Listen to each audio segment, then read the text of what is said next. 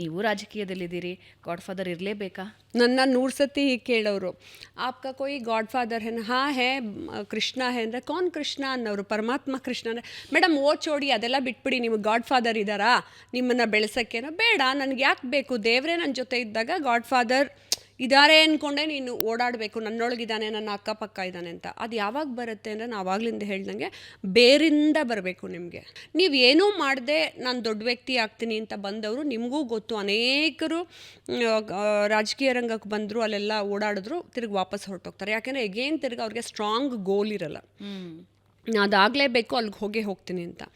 ಲಕ್ಕಿಲಿ ಇವಾಗ ಏನಾಗಿದೆ, ನಮಗೆ ಎಲ್ಲ ರಂಗದಲ್ಲೂ ಮಹಿಳೆಯರಿಗೆ ತುಂಬಾ ಶೋಷಣೆ ಪ್ರಾಬ್ಲಮ್ಗಳು ಎಲ್ಲ ಆಗಿದ್ರು ಮಹಿಳೆಯರು ರೆಬಲ್ಲಾಗಿ ಬೇರೆ ರೀತಿ ಎದ್ದು ಓಡಾಡ್ತಿದ್ದಾರೆ. It's not a competition between ಗಂಡಸರಿಗೂ ಹೆಂಗಸರಿಗೂ ಆಗೋ ಕಾಂಪಿಟೇಷನ್ ಅಂತ ಅಲ್ಲ. ಸೊ ಮಹಿಳೆಯರು ತನ್ನ ಸ್ಥಾನವನ್ನು ತಾನು ಪಡ್ಕೋಬೇಕು ಅಂತ ಓಡಾಡ್ತಾ ಇದ್ದಾರೆ.